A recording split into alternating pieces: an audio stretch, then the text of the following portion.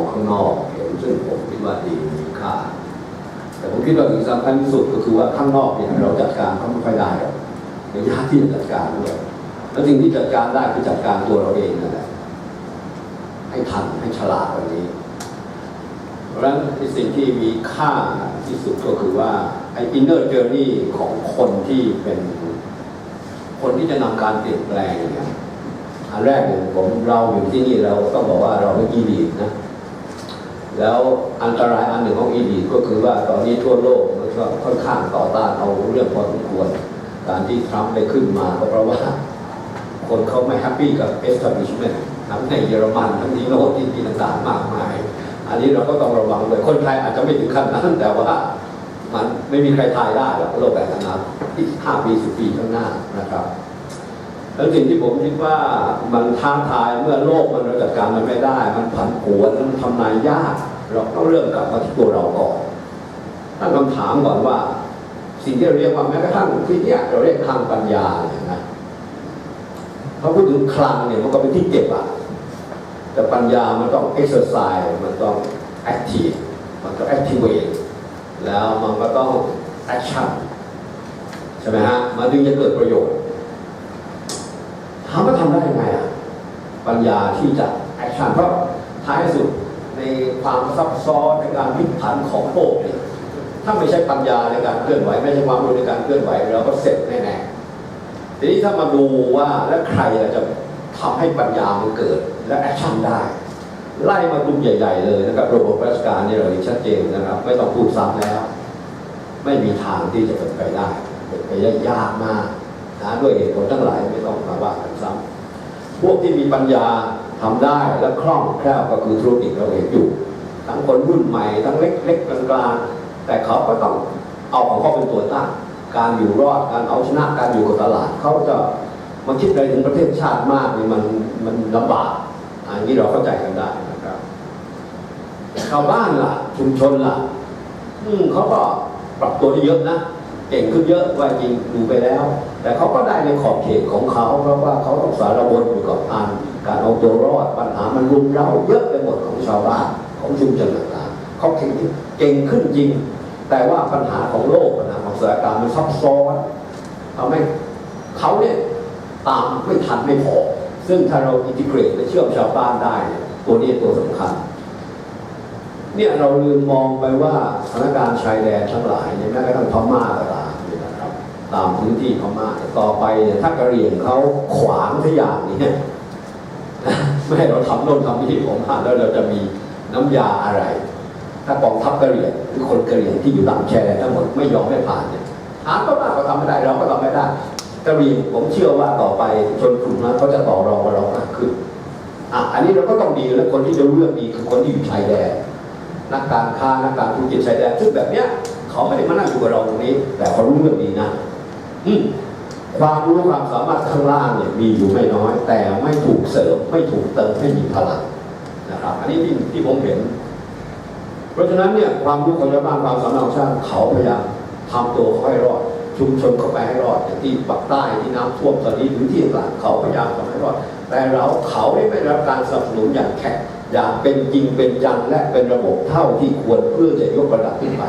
แม้กระทั่งระบบการศึกษาที่เด็กจะต้องลูกหลานคนยากคนจนที่ต้องมีงานทำมีอาชีพแล้วทำงานให้เก่งให้ทันเนี่ยซึ่งมันต้องเรียนแบบนี้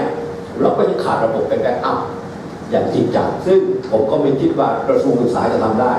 แต่พวกน้องๆที่ทำงานกับกลุ่มธุรกิจทั้งหลายเขาเริ่มทำกันแล้วเขาเอาเด็กมาเทรนมาอะไรนี่ผมไม่ลงรายละเอียดแต่จะบอกว่าตรงนี้เขามีปัญญาแต่ปัญญาเขาไม่ถึงขยายพอที่จะคุมทิศทางประเทศชาติคุมทิศทางได้แต่คนที่คุมทิศทางประเทศชาติล่ะ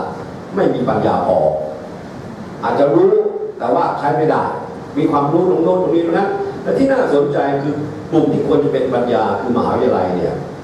เราดูกราฟนะครับดูกราฟของความรู้ผลผลิตทางการวิชาการทางการประชุมทั้งหลายเนี่ยมันตกลงขนาดไหนใน20 ปีอันนี้ไม่ต้องพูดถึงอีกเลยจริงไหมฮะแล้วทีนี้คำถามนี้ว่าแล้วปัญญาสร้างที่ไหนสร้างโดยใครแล้วทำอย่างไรให้ใช้ปัญญาในการเคลื่อนไหวในการสร้างโมเมนตัมในการพลิกผันผมว่าอันนี้คงเป็นสำหรับผมเป็นโจทย์ใหญ่เพราะท้ายที่สุด สภาวะการเปลี่ยนแปลงสภาวะขึ้นอยู่กับความเป็นมนุษย์และมนุษย์เนี่ยที่ผมเห็นและสังเกตที่เอาชนะปัญหาด้านแรกคือ1 character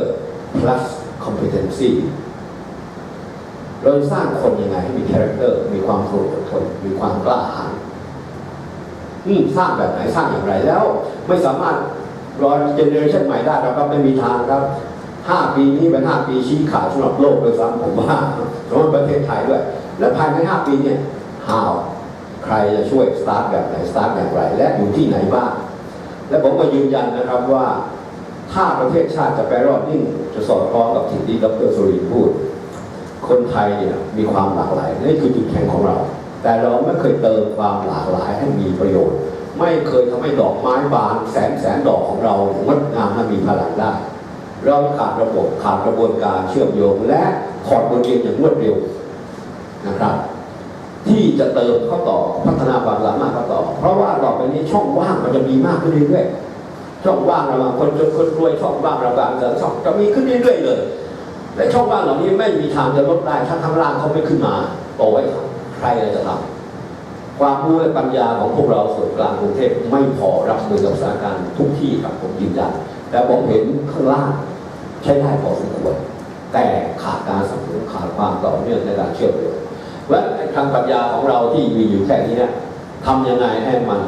มีมากมายหลากหลายและมีทั้งแนวราบและในดินและหลากหลายตามที่ต่างๆเพราะแต่ละที่มันมีสถานการณ์ที่มันแล้วก็ปัญญามันจะเกิดประโยชน์เมื่อมันสอดคล้องกับบริบทและไทมิ่งมันต้องได้มันต้องทันมีปัญญาจะ5 ปีทำไม่ทันมันหมดแล้วมันเปลี่ยนอีกแล้วนะฮะงั้นผมคิดว่าความท้าทายอย่างนี้นะครับกุญแจสำคัญคือว่าเราปัญญามันอยู่กับคนและปัญญาเนี่ยมันเป็นเรื่องความกล้าหาญที่จะกล้าเทคแอคชั่นกล้าตัดสินใจแล้วลงมือทำบางอย่าง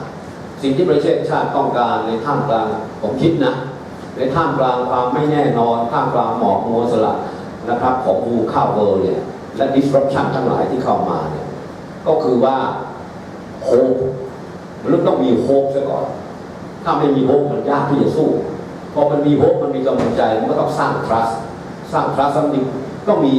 energetic conversation ที่จะปลุกใจคนให้มันลุกขึ้นมาได้มนุษย์มันไม่ใช่เป็นเส้นตรงนะครับมันพลิกนิดเดียวมันก็กระโดดข้ามเลยมัน awakening เหมือนอย่างที่อาจารย์ประเวศเขียนนี่แหละแต่ว่า awake แล้วยังไงโซว่า